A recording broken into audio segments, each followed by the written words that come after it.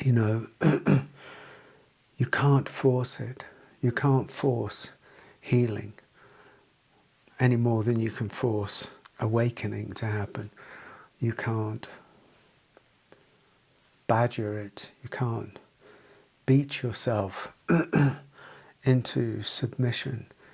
You can't force yourself to do something that in many ways you don't want to do. You know, it has to be a different kind of way of thinking, of being with it. All you can be really is honest and willing. Honest and willing. Honest to be honest with yourself, that other people don't matter in that respect. To be honest with oneself. To see what's still being carried with a grievance, with a judgment, with an argument, with a fight. And if that still really, you know, is playing itself out in your existence, in your life, if that's still somehow tyrannizing you,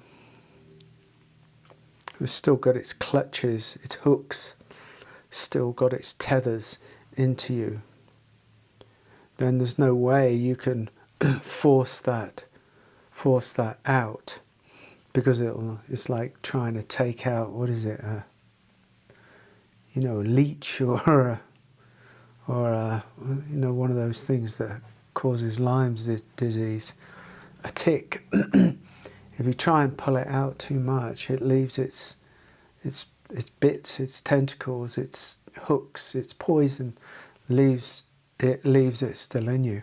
And so it is with past grievances. That's why you can't force yourself. It just doesn't work. It doesn't make it hopeless. It just means you have to be honest about that, that it's still playing itself out. It's still got traction, it's still got merit, it's still got some worth in you, because you still feel it's unjustified, or it shouldn't have been like that, they shouldn't have done this, or I shouldn't be feeling like this, and I just can't let it go. Is number one thing, really, rather than forcing it. And number two thing is the willingness, to be truthful, and then to be willing to let it go, to be willing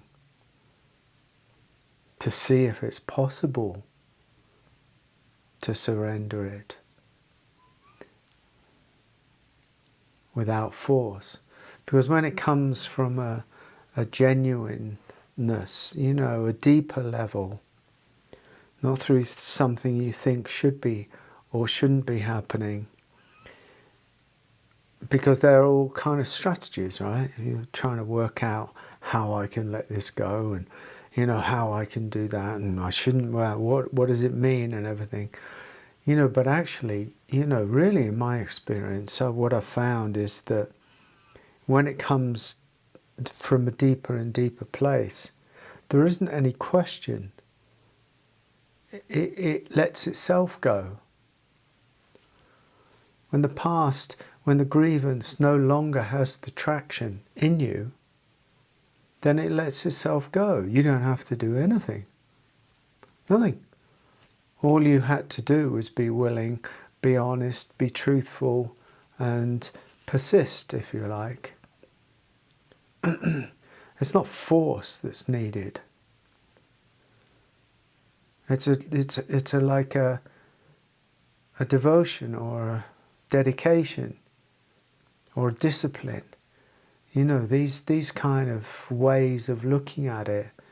To see that you feel somehow intuitively, instinctively, that life will be a lot more peaceful for you, and thus for the world, maybe, if you can find a way of letting it go. Because ultimately, all of these grievances, all of these arguments, all of this held hostage by the past only really matters to us. And it only really ever creates a prison for us. It is dictating the rules and the environment of your life.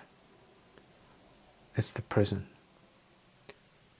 And I don't know whether you think you can force your way out of a prison, but it's not very often that really happens.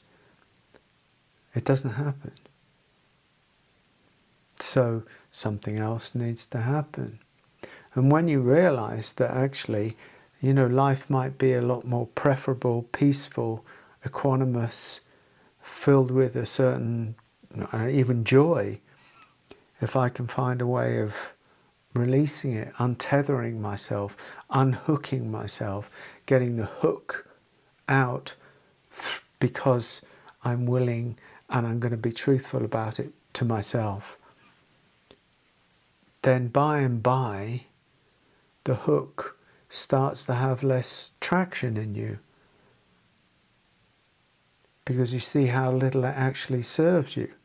While the hook of the past, of the grievance, of the insult, of the injury, of the, everything that happened, while that hook still has traction in you, you hold on to it, right?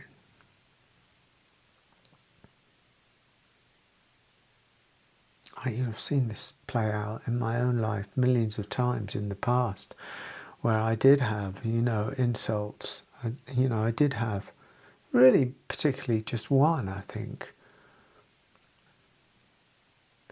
to do with my family, to do with my parents. And it just buried itself into me, and I carried it around. And then, by the time I was 40, and I'd done a lot of work, or I'd done a lot of stuff, transformational stuff by that time, there it was still playing itself out. And I did have to have a catharsis. I did do some work, and I did do something, and I ended up sort of getting the poison out, unhooking it from me. It was startling, how energetic, hold on, how much energy was involved in it, that incident particularly, having its hooks into me, and how deeply buried that incident was actually.